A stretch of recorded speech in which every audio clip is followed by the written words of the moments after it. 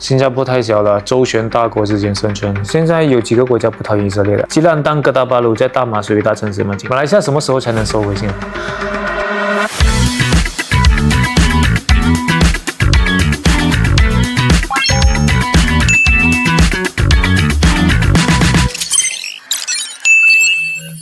马来西亚什么时候才能收回新加坡？新加坡它不是被人家割去的，新加坡是马来西亚自愿放弃了，所以谈何收回啊？他本来就不要这个新加坡这个地方，是马来西亚自己把它踢出去的。你说的收回应该是被人家割的，然后要拿回是吧？但这个情况用在马来西亚不对啊。之前有一阵子他要新加坡，过后他就不要了。这个具体的原因，这个我也不方便说了，可能就是你自己看下大家的分析吧。所以不存在收不收回的问题。新加坡是马来西亚自愿放弃，不是被人家割走的，然后要收回起来。OK， 所以这题目问的不对哦。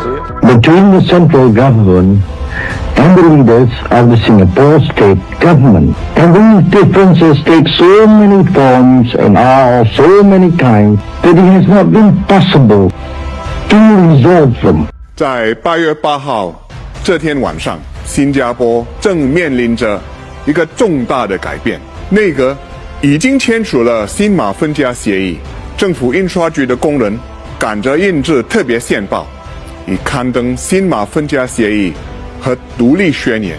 警察总长和军队司令也已经接到马来西亚中央政府的指示，隔天就必须接受新政府的指挥。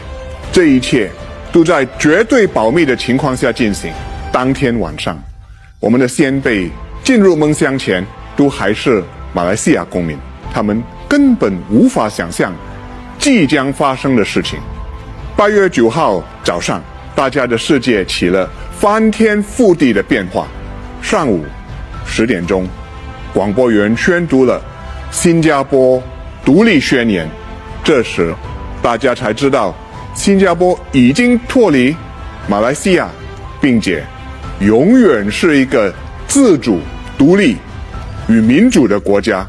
新加坡共和国就这样诞生了。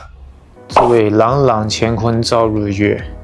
新加坡太小了，周旋大国之间生存都挺不容易，互相理解才700多公里。好，确实，新加坡当初它可能没有那么轻重，那是因为当初中国还没强起来，所以新加坡那时候已经可能面对威胁，或者是也要发展，所以那时候靠中国感觉应该是不行，所以他靠美国。但是你作为华人，你靠美国，你一定要给一点投名状嘛，所以他会跟中国那时候会比较切割的比较彻底一点。一定要给西方一个投名状。我虽然是华人，但是我不帮中国。你这个态度没展示出来，西方未必信得过你，你真的，然后信得过你来投资你帮你嘛。所以新加坡那时候应该算是蛮不容易的。所以可能也不是他想要的，但是他为了生存没办法。Singapore is one of our closest strategic partners in Asia. The United States is proud of the deep and enduring partnership we have built since Singapore gained its independence more than half a century ago. Singapore's rapid development from a poor island nation to an economic 但是 powerhouse. 现在中国强起来，新加坡的态度已经改变了，你不觉得他最近已经开始 maybe balance 吗？两边都较好吗？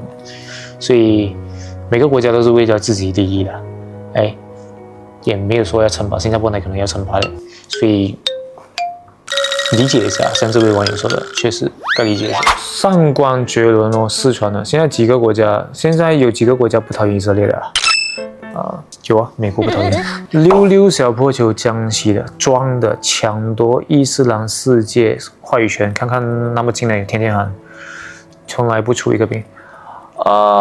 马来西亚确实他是要成为穆斯林世界的领导，这个是我们首相自己安华自己都说了，他要说他帮助以色列，帮助巴勒斯坦，他想要被载入史册，所以马来西亚正在发挥想 build 他的影响力，这是真的，安华自己也承认。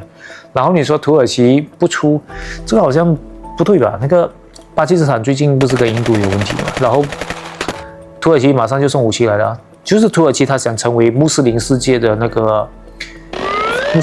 大哥，所以只要是穆斯林国家有难，土耳其都会出声，都会提供协助。这个是我观察的啦，他那时候已经有运了很多那种无人机还是之类的东西装备，马上就送到那个巴基斯坦去了，让他跟印度有得打。所以这个话可能不太准确啊，具体你可以查查看。土耳其有时也是有行动的，我觉得土耳其蛮勇敢的，就是他作为一个北约国家，但是他感觉通吃了吧，都通吃。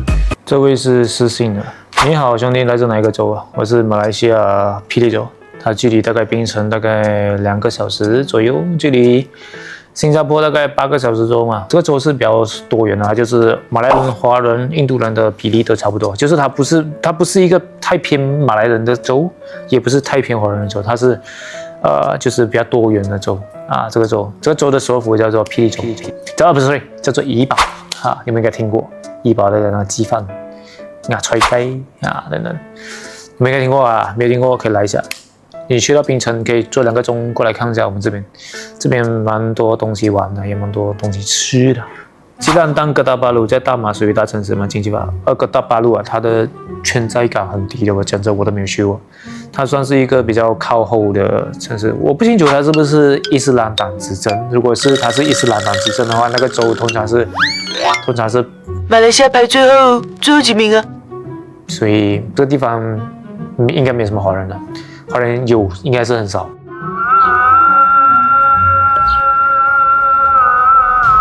有些人问我，吉兰丹是不是住在树上啊？这样开玩笑。他们的经济进度比较慢的人，比吉隆坡慢了20年嘛。吉兰丹由伊斯兰党执政长达33年，是全马经济发展最落后的州属之一。这里高达95%的人口是马来族，华族只占不到3%。自1990年2次执政以来，伊党开始落实严苛的伊斯兰教规，包括禁赌、禁酒以及禁止娱乐场所。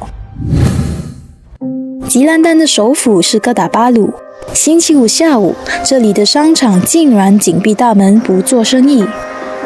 原来伊党州政府也规定，商场每逢星期五下午12点半到2点半之间暂时关闭，好让穆斯林员工能在伊斯兰赏礼时间全心全意祷告。外州华人看儋州，会觉得这些条例反映了伊党政府有多么保守极端。那对这里的华人来说，这些条例多大程度上影响了他们的日常生活？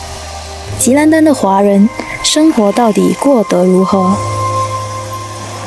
吉兰丹因为第一党的执政，所以是没有娱乐的啊，因为比较保守嘛，还有娱乐没有，电影院没有，所以其实外地的人是不大要来的。现在的回教就比较极端，他们把宗教跟政治合在一起，现在是宗教政治化。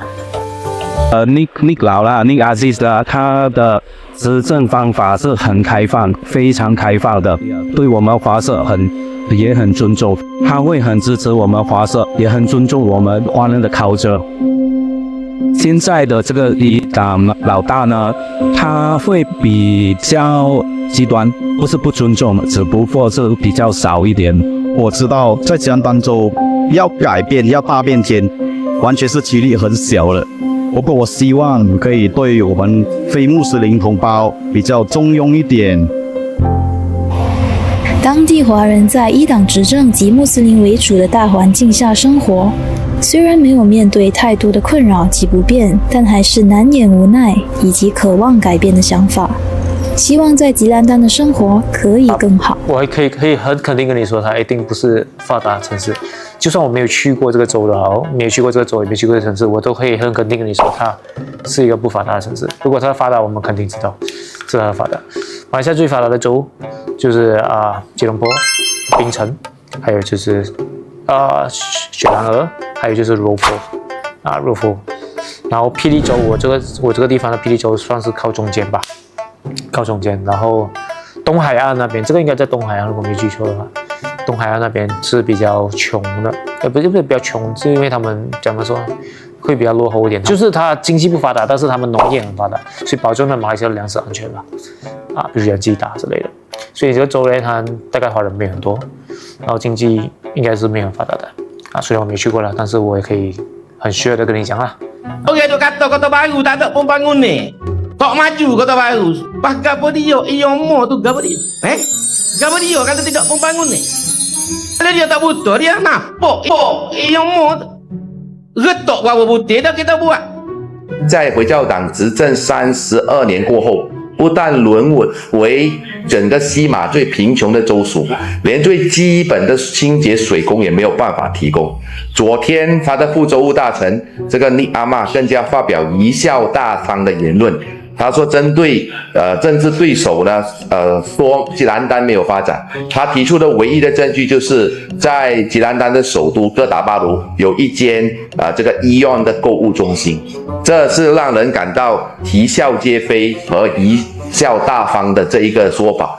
因为医院的这一个购物中心是由日本公司所拥有的，跟回教党一点关系都没有。你别笑。